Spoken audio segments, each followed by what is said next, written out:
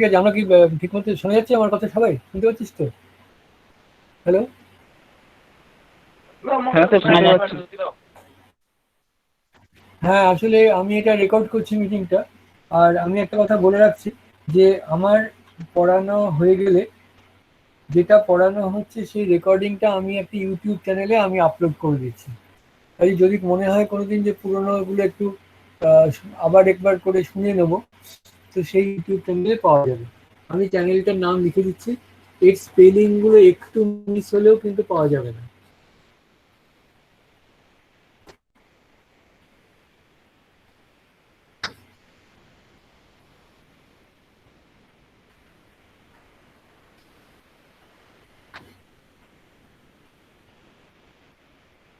একদম এই স্পেলিং লিখতে হবে। তবে ওখানে ৫-৬টা পাবি, তার মধ্যে একটা আমার দেখবি আমার ছবি আছে, এটা এডুকেশন চ্যানেল লেখা আছে। সেখানে আমি এখানে যা পড়াচ্ছি সেগুলো রেকর্ডিংটা আমি দিয়ে রাখি ওখানে। তবে এই ক্লাসটা করতে হবে, নইলে কিন্তু আমি এরপরে আর আপলোড করব না। ঠিক আছে, আগের দিন আমরা থার্মোডাইনামিক্স শুরু করেছিলাম। তো কিছু জিনিস আলোচনা করা হয়েছিল। মেনলি থার্মোডাইনামিক সিস্টেম কি, তার সারাউন্ডিং বলতে কি বোঝায়, closed system, isolated system, open system কি, আর বাউন্ডারি কি, কত রকমের বাউন্ডারি হয়, এইরকম আমরা আলোচনা করেছিলাম। আজকে আমরা জিনিসটাকে আরেকটু আগে বাড়াচ্ছি। প্রথমে আমরা নামটা নিয়ে একটু ছোট্ট একটা কথা বলি। যে যেটা পড়ছি আমরা তার নাম হচ্ছে থার্মোডাইনামিক্স। তো ডায়নামিক্স মানে কি? একটা জিনিস চলে বেড়াচ্ছে, তার যে বিভিন্ন সময় তার যে পজিশন, তার যে অবস্থাটা, সেটাই হচ্ছে ডায়নামিক্স। তো এখানে ডায়নামিক্স এলো কোথা থেকে? কারণ আমার এখানে তো কোনো মুভমেন্ট হচ্ছে না। একটা জারের মধ্যে হয়তো একটা গ্যাস রাখা আছে, তার মধ্যে তার প্রেশার কত, ভলিউম কত, এইগুলো হচ্ছে আমাদের জানার কথা। তো এখানে কোথা থেকে ডায়নামিক্স আসে? অ্যাকচুয়ালি আমরা যেটা বলেছিলাম আগে, যে গ্যাস মলিকিউল গুলো মুভ করে, কাজে এইরকম একটা সেন্সে আমরা বলতে পারি যে এটাও এক রকমের মেকানিক্স। কিন্তু থার্মোডাইনামিক্স, সেখানে শুধুমাত্র ম্যাক্রোস্কোপিক প্যারামিটারগুলোকে রাখা হয়। ম্যাক্রোস্কোপিক প্যারামিটার তার মানে কি, যেখানে বড় বড় তার যে প্যারামিটার্স, যেমন প্রেশার, তার ভলিউম, তার টেম্পারেচার, এরকম আরো কিছু প্যারামিটার আমরা পরে আলোচনা করব। ইন্টারনাল এনার্জি আছে, এনট্রপি আছে, গিবস এনার্জি আছে, এরকম অনেকগুলো ফ্যাক্টর আমার কাছে চলে আসবে। তো সেই রকম ভাবে এই যে জিনিসগুলোর কথা বললাম, এরাই হচ্ছে আমার থার্মোডাইনামিক্স এর প্যারামিটার। তো প্রবলেমটা এখানে, আমরা প্রথমে যখন প্যারামিটারের কথা বললাম তখনই আমাদের মনে হবে যে সবগুলো প্যারামিটার কি একই রকম, না এখানে প্যারামিটার গুলোর মধ্যে একটু অন্যরকম মানে ডিভিশন করা যায়। তো প্রথমে আমরা বলছি যে দু রকমের প্যারামিটার আছে। একটা হচ্ছে ইনটেনসিভ,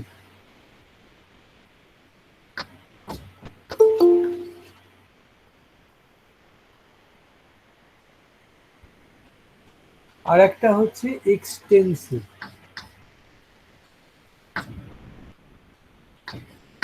তো আমরা দেখি কাকে ইন্টেন্সিভ প্যারামিটার বলে আর কাকে এক্সটেন্সিভ প্যারামিটার বলে। মনে করা যাক আমার কাছে একটা পাত্র আছে, একটা ভেসেল আছে, তার মধ্যে একটা পার্টিশন আছে। এদিকে যে গ্যাস আছে, এখানেও সেই গ্যাসই আছে। এর প্রেশার মোটামুটি সেম হতেও পারে বা নাও পারে। এর ভলিউম সেম হতেও পারে, নাও পারে। টেম্পারেচারটা মোটামুটি ভাবে এখানে একই রকম থাকবে প্রায়। তো আমি এইটাকে এদিক ওদিক না সরিয়ে আমি পার্টিশনটাকে আমি তুলে নিলাম, পার্টিশনটাকে আমি তুলে নিয়েছি, তখন কি হবে?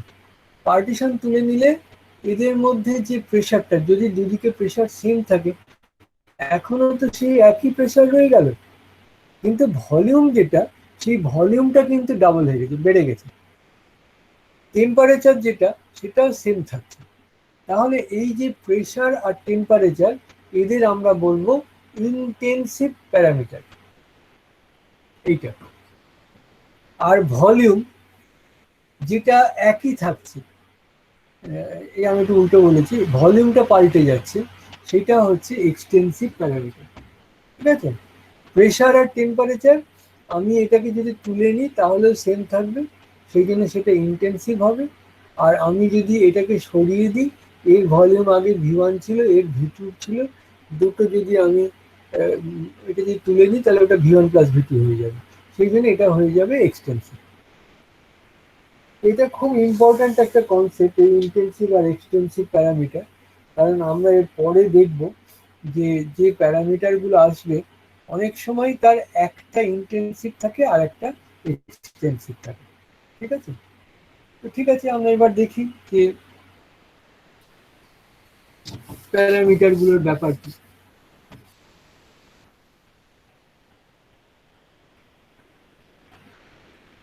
আমরা বলেছি একটা সিস্টেমের মধ্যে তার প্রেশার,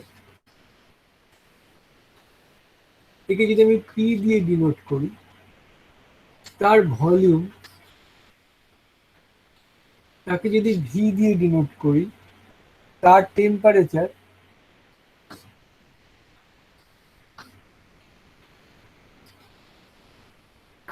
তাকে যদি আমরা টি দিয়ে ডিনোট করি, তবে আমি একটা ইকুয়েশন জানি, ইকুয়েশনটা হচ্ছে P1 V1 by P1 equals to P2 V2 by P2। এইটাকে আমরা বলছি ইকুয়েশন অফ স্টেট। আর এর প্রত্যেকটা যে ভ্যারিয়েবল, তাদের আমরা বলছি থার্মোডাইনামিক স্টেট। এদের আমরা তাহলে থার্মোডাইনামিক স্টেট ভ্যারিয়েবল নাম দিলাম। তো এর মধ্যে এই যে তিনটে যে প্যারামিটার রয়েছে, আমার কিন্তু দরকার হচ্ছে না, কারণ আমি এখান থেকে P1 ইকুয়ালস টু বের করে নিতে পারি বাকি ইকুয়েশনটা থেকে। আমি ইচ্ছে করলে V1টা বের করে নিতে পারি বাকি প্যারামিটারগুলো দিয়ে। কাজে এতগুলো টার্মের আমার দরকার হয় না। কটা টার্ম হলে হয়? ধরি P1 V1, এই যে টার্মটা, এটা ইকুয়ালস টু P2 V2, যদি আমার P1 P2 সেম থাকে। এরকম করে আমি যদি PV জানি, আমি টি এর ভ্যালুটা বসিয়ে দিতে পারবো। কি করে পারবো? কারণ আর একটা রিলেশন আছে, PV ইকুয়ালস টু RT, এই ইকুয়েশনটা আছে। তো এখানে যদি আমি প্রেশার ভলিউম জানি, আমি কিন্তু টেম্পারেচার বের করে দিতে পারবো। তার মানে এই ইকুয়েশন থেকে যে কোনো একটা ভ্যারিয়েবল আমি বের করে দিতে পারবো, যে কোনো একটা ভ্যারিয়েবল আমার দরকার নেই। যার জন্য আমরা বলছি যে এর ডিগ্রিজ অফ ফ্রিডম হচ্ছে দুটো ডিগ্রি অফ ফ্রিডম। তার মানে কি, এখানে যতগুলোই থাকুক না কেন প্যারামিটার, দুটো হলেই আমার কাজ চলে যাবে। যেমন প্রেশার ভলিউম, যদি প্রেশার ভলিউম আমি জানি, তাহলে আমি টেম্পারেচার বলে দেবো। যদি আমি প্রেশার টেম্পারেচার জানি, আমি ভলিউম বলে দেবো। যদি আমি ভলিউম টেম্পারেচার জানি, প্রেশার বলে দেবো। তাহলে কটা প্যারামিটার নিয়ে আমি কাজ করছি? দুটো। এই জন্য এটার হচ্ছে ডিগ্রিজ অফ ফ্রিডম হচ্ছে দুটো। এবার এই যে দুটো পেয়েছি, তার মধ্যে ধরা যাক আমি টিটাকে বাদ দিচ্ছি, শুধু পি আর ভি কে নিচ্ছি, তাহলে এর মধ্যে এই পিটা হচ্ছে একটা ইন্টেন্সিভ প্যারামিটার, আর ভিটা হচ্ছে একটা এক্সটেন্সিভ প্যারামিটার। বোঝা গেল?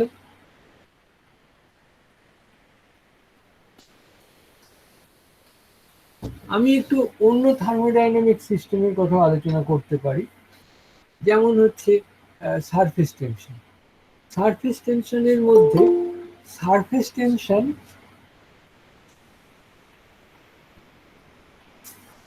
এটা একটা প্যারামিটার। আবার সেই সঙ্গে টেম্পারেচারও একটা প্যারামিটার। কেন না সারফেস টেনশন সেই টেম্পারেচারের ওপরে নির্ভর করে। কাজে এই দুটো মিলিয়ে আমরা একটা ইকুয়েশন অফ স্টেট তৈরি করতে পারি। হয়তো আমরা জানছি না এই মুহূর্তে কি সেই ইকুয়েশন অফ স্টেটটা, কিন্তু কি আমরা এটা করতে পারি।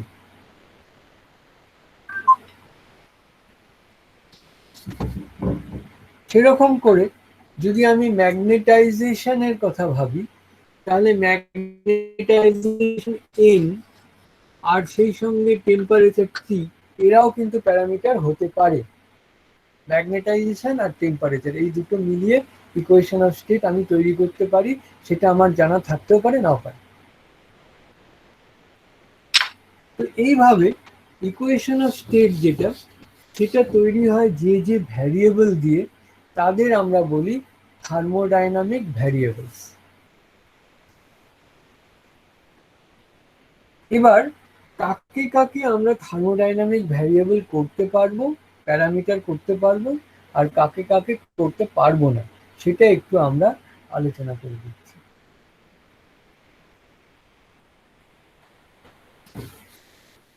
কিন্তু মনে রাখতে হবে, আমার এই টেস্টটি যদি ফেল করেও, তবুও তাদের দিয়ে আমি ইকুয়েশন অফ স্টেটটা ঠিকই করে দিতে পারবো। দেখা যাক প্রথমে ক্রাইটেরিয়াটা কি। আমি একটা টিভি ডায়াগ্রাম আঁকছি।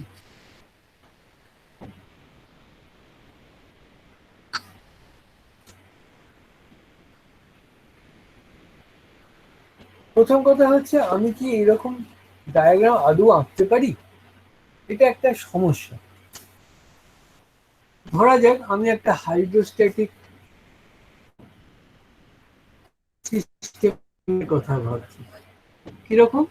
এখানে একটা সিলিন্ডার আছে, এর মধ্যে একটা পিস্টন দিয়েছি, তার উপরে আমি একটা বক্স রেখেছি, তার মধ্যে অনেক ছোট ছোট ওয়েট আমি দিয়ে রেখেছি। এই যে গোটা ওয়ালটা, এটা থার্মালি ইনসুলেটেড। তার মানে কি এখান দিয়ে কোনো হিট ঢুকবে বেরোবে না। কিন্তু এর স্যার আপনি ক্যামেরা একটু ঘোরান স্যার, ঠিক আছে দেখতে পাচ্ছি না। হ্যাঁ, কোনটা দেখতে পাচ্ছিস না? স্যার আপনি একটু ক্যামেরাটা ঘোরান, আপনি ও একটু স্যার আচ্ছা, ক্যামেরাটা আমার ঘোরান, আমার ঠিকঠাক এখানে বোর্ডটাকে তো দেখতে পাচ্ছি না। এবার দেখতে পাচ্ছি। না স্যার আর একটু। হ্যাঁ স্যার ঠিক আছে। ঠিক আছে, আসলে হ্যাঁ আমার স্যার ঠিক আছে। ভিউতে ঠিকই আসছিল। দেখ ঠিকঠাক আছে তো? স্যার আর একটুখানি ঘোরালে ভালো হতো। এইরকম এইদিকে হ্যাঁ না ঠিক আছে এইদিকে? স্যার ঠিক আছে। হ্যাঁ, না না না না, আগে আগে ঠিক ছিল। এইটা? হ্যাঁ হ্যাঁ আর একটু। হ্যাঁ স্যার ঠিক আছে। আচ্ছা, ঠিক আছে। আসলে তোর ওখানে কেটে যাচ্ছে বোধহয়, কারণ আমার এখানে তো অনেকখানি সাইড আছে। এর নিচে একটা থার্মোস্ট্যাট রেখেছি। এইবার আমাদের প্রশ্ন হচ্ছে থার্মোস্ট্যাট জিনিসটা কি। থার্মোস্ট্যাট হচ্ছে এমন একটা থার্মোডাইনামিক সিস্টেম যার টেম্পারেচার পাল্টায় না, সেম থাকে।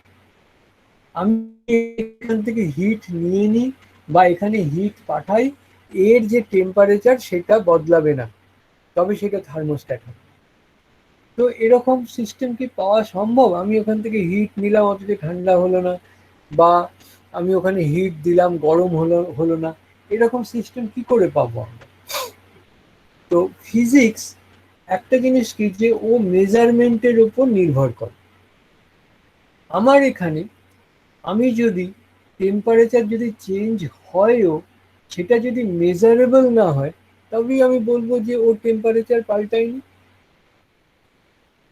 এই যে সিস্টেমটা, এর মাস ধরে নিচ্ছি এম, এর স্পেসিফিক হিট আমি ধরে নিচ্ছি এস, আর এর মধ্যে আমি কিউ অ্যামাউন্ট অফ হিট পাঠিয়েছি, তাহলে এর জন্য যে টেম্পারেচার বেড়ে যাবে সেটা থিটা।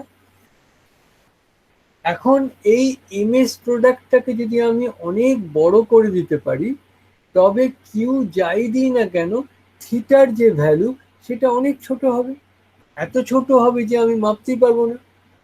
তখন আমার কাছে কি মনে হবে, যে এই তো আমি হিট দিলাম কিন্তু এর টেম্পারেচার বাড়লো না। ঠিক সেইভাবে আমি যদি এই কিউটা কিছু হিট ওখান থেকে নিয়ে নিই, এমএস যদি খুব বড় হয়, থিটাটা কমবেই না, প্রায় এত কমবে, কমবে যে আমি সেটা ধরতেই পারবো না।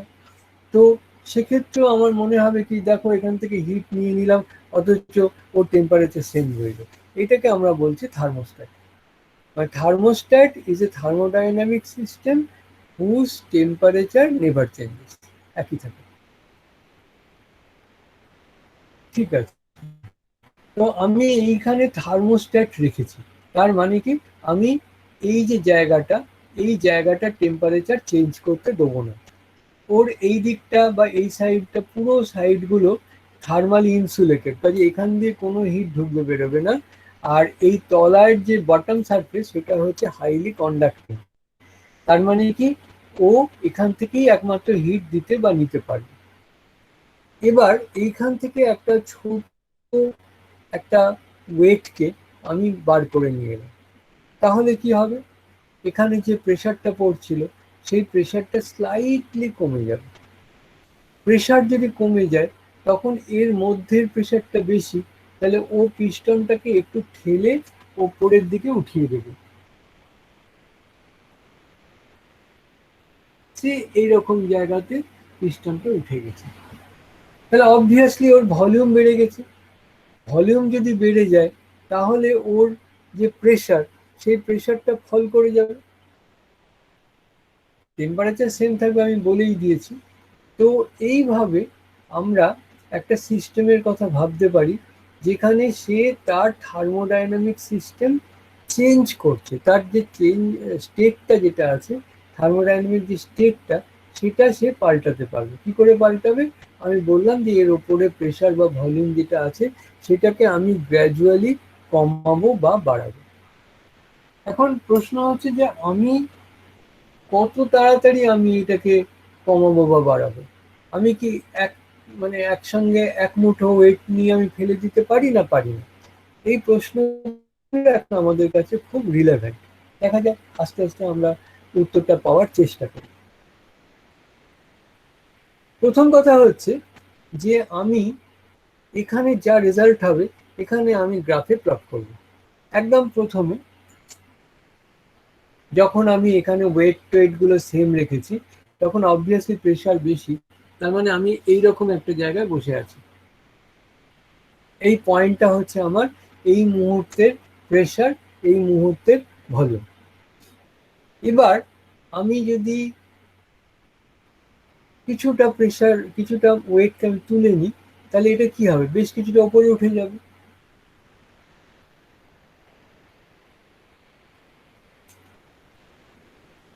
ধরা যাক এটা এক এখানে চলে যাবে, তাহলে আমি এখানে কি পাবো, আমি এখানে আর একটা পয়েন্ট পাবো।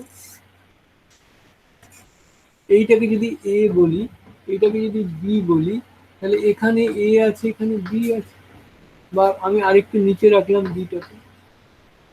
এইবার এ আর বি এর দুটো পয়েন্ট পেয়েছি, আমি জানি যে সিস্টেম কোন পথে গেছে, এর মধ্যে কোন লাইন ধরে গেছে? Obviously not.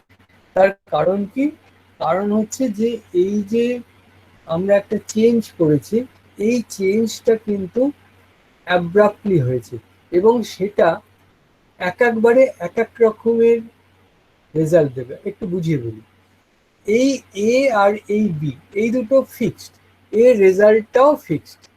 কিন্তু যদি আমি ইন্টারমিডিয়েট পয়েন্টগুলোর কথা ভাবি, এইরকম জায়গার একটা পয়েন্টের কথা ভাবছি, এইখানে এই হচ্ছে তার ভলিউম, এখানে সেই ভলিউমটা যখন আসবে তখন আমি প্রেশার মাপবো, কিন্তু আমি তো এক ঝটকায় ফেলে দিয়েছি না।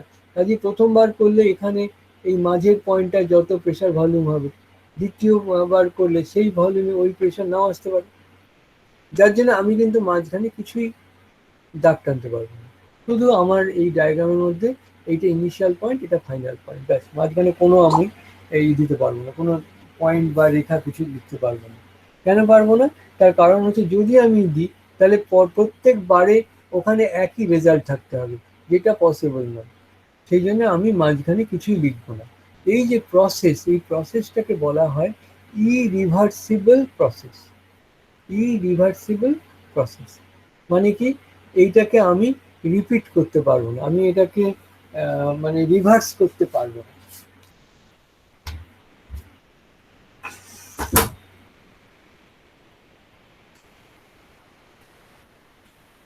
এরপরে আমি তাহলে বুঝে গেলাম যে আমি যদি এইরকম করে হঠাৎ করে ওয়েট বাড়াই বা কমাই, তবে আমি এখানে পয়েন্টই পাবো, মাঝখানে কিছু পাবো না। সেই জন্য আমি কি করলাম, এখানে আমি এবার খুব কসাসলি এই ছোট ছোট ওয়েটগুলো নিয়ে নেব।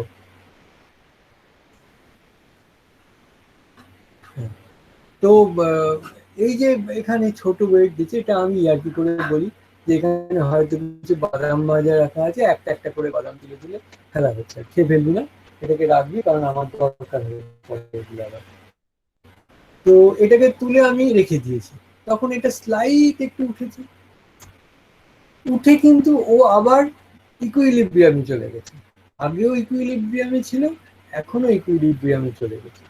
এখানে আমরা একটা নতুন কনসেপ্ট পেলাম, যার নাম হচ্ছে ইকুইলিব্রিয়াম। তো দেখা যাক ইকুইলিব্রিয়াম জিনিসটা কি। থার্মোডাইনামিক্সে ইকুইলিব্রিয়াম যেটা আছে সেটা আছে তিন রকমের। একটা আছে মেকানিক্যাল ইকুইলিব্রিয়াম, আর একটা আছে থার্মাল ইকুইলিব্রিয়াম, আর একটা আছে কেমিক্যাল ইকুইলিব্রিয়াম।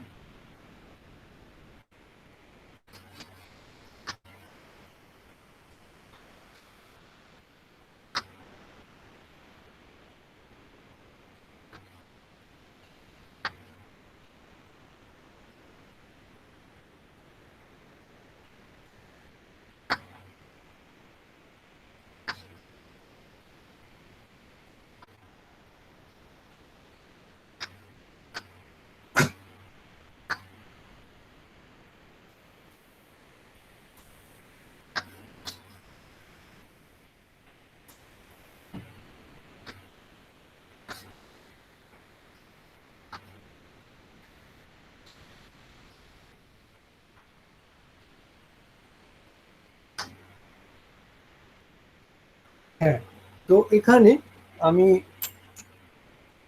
এইটাকে 1 নম্বর বলছি মেকানিক্যাল ইকুইলিব্রিয়াম, এটাকে থার্মাল, এটাকে 2 নম্বর বলছি, এই কেমিক্যালটাকে 3 নম্বর বলছি, আর এই যে থার্মোডাইনামিক্যাল এটাকে 4 নম্বর বললেও অ্যাকচুয়ালি এই প্রথম তিনটে ইকুইলিব্রিয়াম থাকলে 4 নম্বর ইকুইলিব্রিয়ামটা হয়ে যায়। থার্মোডাইনামিক ইকুইলিব্রিয়ামটা থাকে যদি আমার কাছে এই তিনটে ইকুইলিব্রিয়াম হয়, তবে এইটা অটোমেটিক হবেই। তো প্রথমে আমরা তাহলে ভেবে নিই যে মেকানিক্যাল ইকুইলিব্রিয়াম কথাটার মানে কি। মেকানিক্যাল ইকুইলিব্রিয়াম কথাটার মানে হচ্ছে যে এই যে সিস্টেম, এই সিস্টেমটা মনে করি এই জায়গাতে আছে, এর মধ্যে যে প্রেশার আছে সেই প্রেশার তো সেম রয়েছে না, এখানে কোনো রকমের পাল্টাচ্ছে না, নিচে থার্মোস্ট্যাট আছে বলে টেম্পারেচারও সেম আছে, আর আমি যদি এই ওয়েট না পাল্টাই এর মধ্যে প্রেশার পাল্টানোর কোনো কারণ নেই। তো সেখানে কোনো রকম ফোর্স বা টর্ক এর ওপরে অ্যাপ্লাইড হচ্ছে না, সেইটাকে আমি বলছি মেকানিক্যাল ইকুইলিব্রিয়াম আছে। মেকানিক্যাল ইকুইলিব্রিয়াম কথাটার মানে কি না, এই যে সিস্টেমটা থার্মোডাইনামিক তার মধ্যে কোনো নেট ফোর্স বা নেট টর্ক নেই, তার মানে কি এর মধ্যে কোনো রকম মাস মোশন নেই। এই মাস মোশন কথাটার মানে কি, যে গোটা গ্যাসটা অ্যাজ এ হোল মুভ করছে না।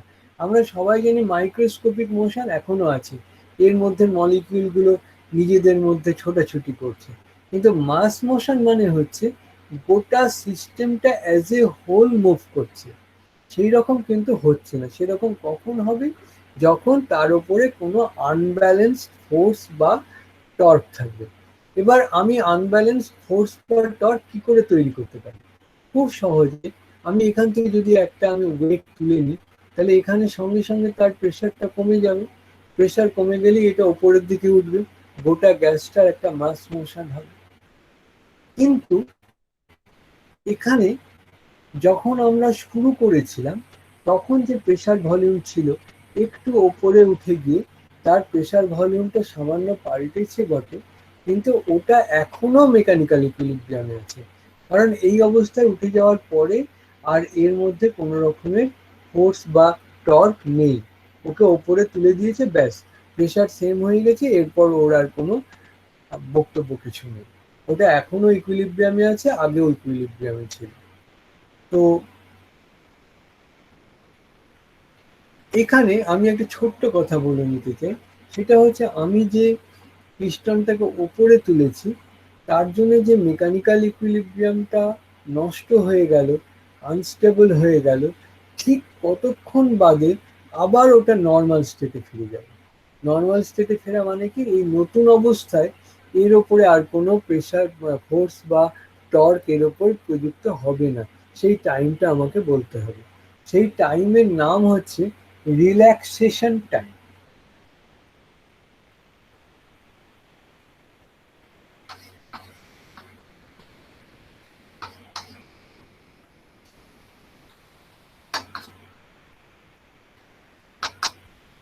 মেকানিক্যাল ইকুইলিব্রিয়ামের ক্ষেত্রে এই রিল্যাক্সেশন টাইমটা ভীষণ কম, ভেরি শর্ট, ভেরি শর্ট। তো আমি এখানে দেখলাম যে এই পিস্টনটাকে আমি ওপরের দিকে তুলেছি, তার মানে এই যে একটা ভলিউম প্রেসার চেঞ্জ হয়েছে, ও তক্ষুনি চলে গেছে নতুন ইকুইলিব্রিয়াম। এই তক্ষুনি কথাটার কতটা মানে, কতটা তাড়াতাড়ি হয়, সেটা হচ্ছে যে এই ইকুইলিব্রিয়ামটা সাউন্ডের স্পিডে এগোয়। সাউন্ডের স্পিড কথাটার মানে কি, যে 330 মিটার পার সেকেন্ড, বা আমাদের টেম্পারেচারে হয়তো 350 মিটার পার সেকেন্ড। মানে এইটাকে যদি আমি 350 মিটার পার সেকেন্ড স্পিডে আমি তুলতে পারতাম, তাহলে ইকুইলিব্রিয়ামে আসতে 1 সেকেন্ড সময় লাগবে। কি বললাম বোঝা যাচ্ছে? যে এই যে পিস্টনটা, একে যদি আমি ওপরের দিকে তুলতে পারি এবং সেটা যদি 330 মিটার পার সেকেন্ডে ওঠে, তবে এইটা ওপরে ইকুইলিব্রিয়ামে আবার আসতে 1 সেকেন্ড সময় নেবে। আমরা কি 330 মিটার পার সেকেন্ড স্পিডে কিছু টানতে পারি? পারি না। সেই জন্য আমরা বলি মেকানিক্যাল ইকুইলিব্রিয়াম যেটা, সেটা ইনস্ট্যান্টেনিয়াস, তক্ষুনি হয়ে যায়। যে মুহূর্তের কথা ভাবছি এটাকে তুললাম, সঙ্গে সঙ্গে ইকুইলিব্রিয়ামে রিচ করে গেল। এবার আসা যাক থার্মাল ইকুইলিব্রিয়াম। থার্মাল ইকুইলিব্রিয়াম কথাটার মানে কি, যখন থার্মোডাইনামিক সিস্টেম আর এই সোর্স এদের মধ্যে কোনো হিটের আদান প্রদান হচ্ছে না, তখন এটা থার্মাল ইকুইলিব্রিয়ামে আছে। থার্মাল ইকুইলিব্রিয়াম কথাটার মানেই হচ্ছে there is no exchange of heat with the surrounding or within the thermodynamic system itself. এর নিজের মধ্যেও কোনো টেম্পারেচার ডিস্ট্রিবিউশনে কোনো অ্যানামলি নেই, বা এখানে বাইরে থেকেও এখানে কোনো হিট ঢুকছে না বা বেরোচ্ছে না। এই অবস্থাটাকে আমরা বলবো থার্মাল ইকুইলিব্রিয়াম। আমি যখন এটাকে ওপরে তুলেছি তখন এটার ভলিউম কমে গেছে, তার মানে অটোমেটিক্যালি এর যে টেম্পারেচার, সেই টেম্পারেচারটা কিন্তু কমে গেছে। টেম্পারেচার যদি কমে যায় তাহলে তখন কি হবে, এইটা তো ফিক্সড টেম্পারেচার, এইখান থেকে হিট ভেতরে ঢুকবে। আবার যদি এটাকে নিচে নামাই তখন এখানে গরম হয়ে যাবে, সেই হিটটা আবার এখান দিয়ে বেরিয়ে আসবে। তো এটা একটা সময় সাপেক্ষ ব্যাপার। মেকানিক্যাল ইকুইলিব্রিয়ামটা যেমন আমি বলেছি এটা প্রায় সাউন্ডের স্পিডে হয়, এই থার্মাল ইকুইলিব্রিয়াম কিন্তু অনেকক্ষণ সময় নেয়, এটা আবার নর্মাল হতে প্রচুর সময় নেবে। তো এই সময় যেটা লাগছে এক্সট্রা, সেইটার জন্য আমার এই প্রসেসটা খুব স্লো হয়ে পড়ছে। কারণ আমি আগেও বলেছি, এখনো বলছি, যে এই পিস্টনটাকে আমি ওপরের পজিশনে নিয়ে গেছি, কিন্তু তা সত্ত্বেও এইটার মধ্যে আর কোনো রকম মানে হিটের আদান প্রদান হবে না, তবে সে থার্মাল ইকুইলিব্রিয়ামে আছে। কিন্তু এটাও বলেছি যে এই থার্মাল ইকুইলিব্রিয়াম আসতে সময় নেই, ইট টেকস টাইম। তাহলে কি হবে, যে এখানে এই যে থার্মোডাইনামিক ইকুইলিব্রিয়াম যেটা অ্যাচিভ করব ভাবা হয়েছিল, সেই থার্মোডাইনামিক ইকুইলিব্রিয়ামটা কিন্তু আসতে সময় নেবে। থার্মাল ইকুইলিব্রিয়ামটা এখানে যেটা তাড়াতাড়ি চলে আসবে ভাবা হয়েছিল, সেটা অত তাড়াতাড়ি কিন্তু নয়। আচ্ছা, এবার থার্ড এরটা আসে যাক। এখানে থার্ড এরটা ইরিলেভেন্ট, কারণ কেমিক্যাল ইকুইলিব্রিয়াম তখনই নষ্ট হয় যখন এর মধ্যে নাম্বার অফ পার্টিকেলস এর সংখ্যা কম বেশি হবে। সেটা কিভাবে হতে পারে? এক নম্বর যেটা ডাইরেক্ট, সেটা হচ্ছে ডিফিউশন বা অসমোসিস করে। এখানে এটা যদি একটা সেমি পারমিয়াবল মেমব্রেন হয়, তবে এখান থেকে মলিকিউলস গুলো এইদিকে বেরিয়ে আসতেই পারে। তো এই অবস্থায় আমরা বলছি যে কেমিক্যাল ইকুইলিব্রিয়ামটা লস্ট হয়েছে। এছাড়া আরো একভাবে কেমিক্যাল ইকুইলিব্রিয়াম লস হতে পারে, সেটা হচ্ছে যে এইটার মধ্যে যদি কোনো একটা কেমিক্যাল রিয়াকশন হয়। কেমিক্যাল রিয়াকশন হলে কি হবে? মলিকিউলস হয়তো কতগুলো জুড়ে যাবে বা ভেঙে যাবে।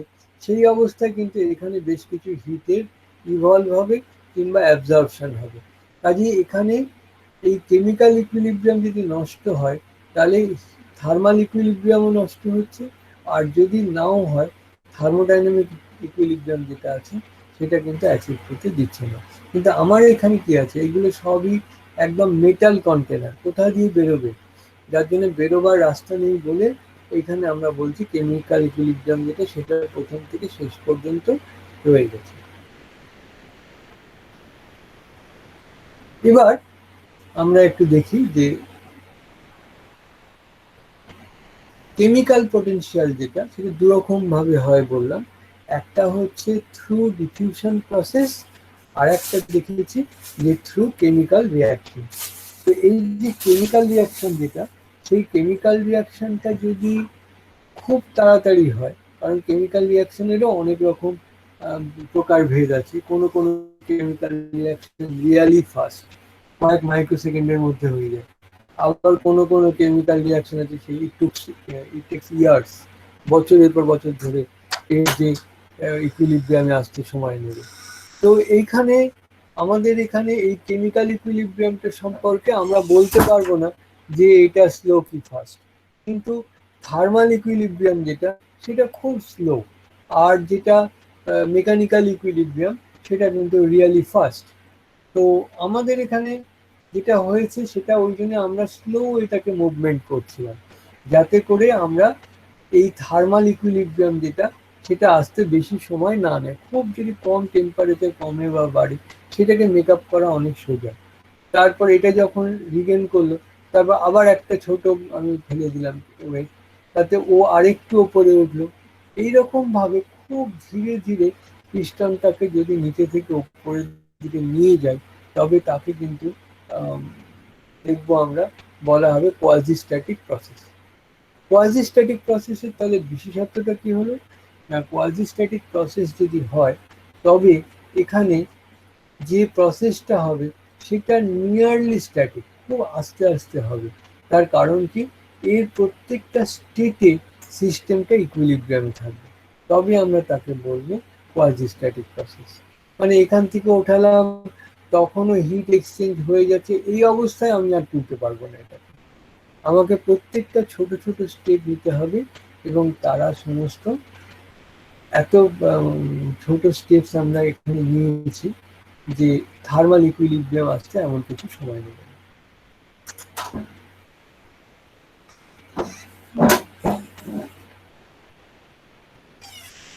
এবার আর লাস্ট পয়েন্ট একটা আমি একটু আলোচনা করব, সেটা হচ্ছে রিভার্সিবল প্রসেস।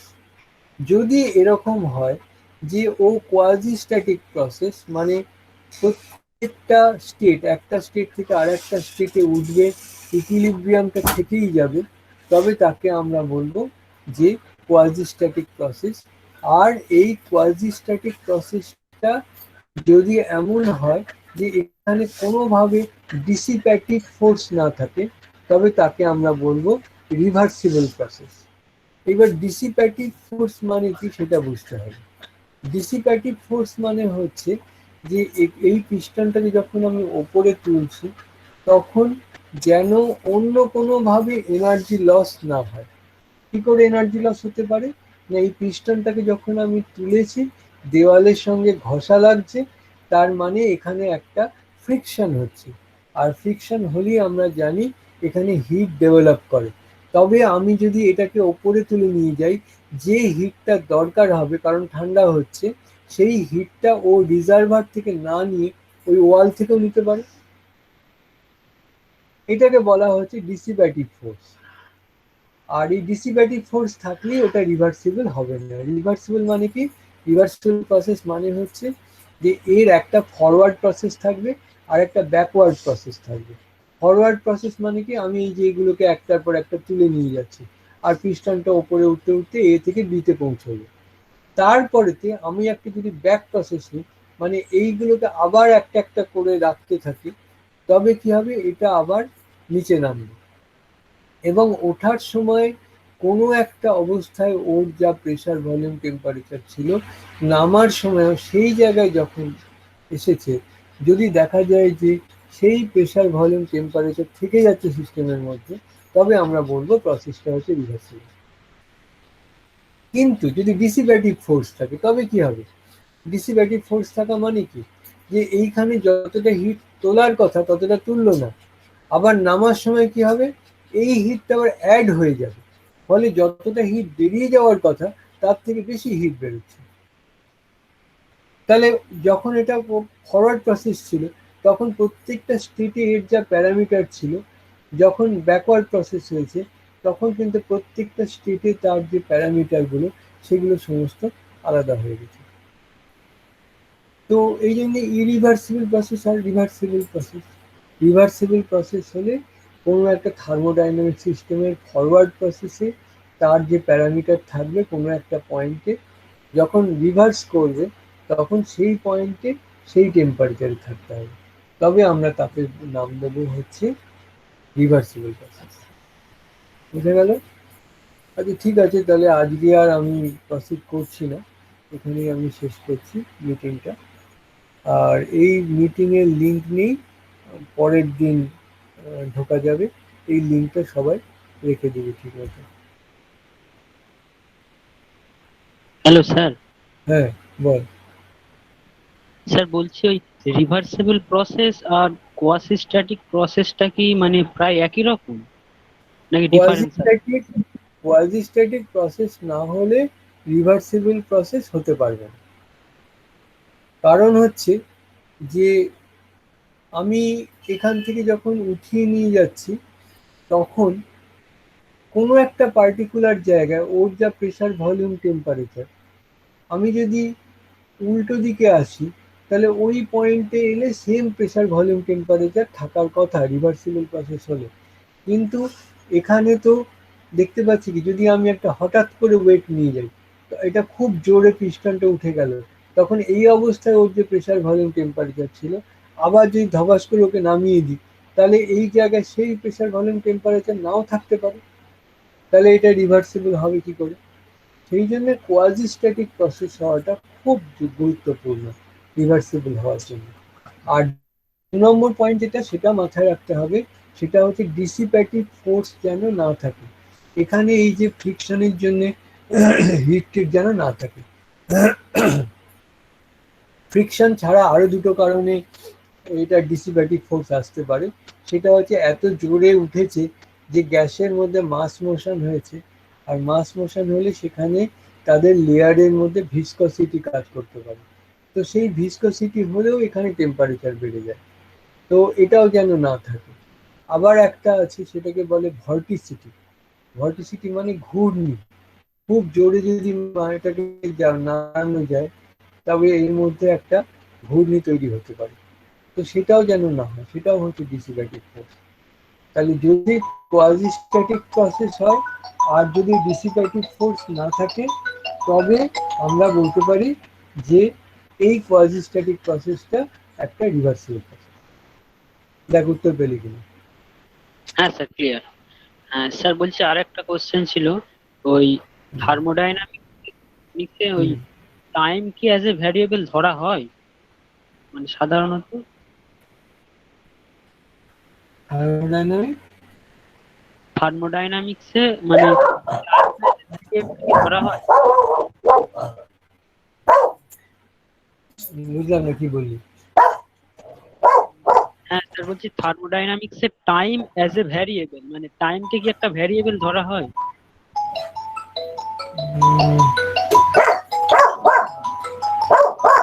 উম, কাকে ভ্যারিয়েবল বা ওই নামটা আরেকবার বল, চ্যাটে লেখ না, চ্যাটে একটু লিখে দে। মানে কাকে ভ্যারিয়েবল ধরা হবে একটু চ্যাটে লিখে দে। Time, time. ও টাইম না, টাইম ভ্যারিয়েবল না। তার কারণ হচ্ছে কি, যে আমরা একটা ইকুইলিব্রিয়ামের কথা ভাবি, আর ইকুইলিব্রিয়ামটা হচ্ছে টাইম ইন্ডিপেন্ডেন্ট, কাজেই আমরা ওকে ভ্যারিয়েবল হিসেবে ধরতে পারি না। এখন খুব আজকালকার দিনে একটা নন লিনিয়ার থার্মোডাইনামিক্স, একটা নন ইকুইলিব্রিয়াম থার্মোডাইনামিক্স একটা ব্রাঞ্চ শুরু হয়েছে। তো এই ব্রাঞ্চের কথা যদি ভাবি তাহলে হয়তো বলা যায় যে এটা টাইমকে সেখানে ভ্যারিয়েবল ধরা যাবে, কিন্তু আমরা যে লেভেলে থাকবো সেই লেভেলে থার্মোডাইনামিক্সের টাইমকে কখনোই ভ্যারিয়েবল ধরতে পারবো না। Okay sir. ঠিক আছে, আর কারোর কোনো কোয়েশ্চেন আছে? আচ্ছা, তাহলে আমি লিভ করছি মিটিংটা, পরের স্যাটারডে আবার।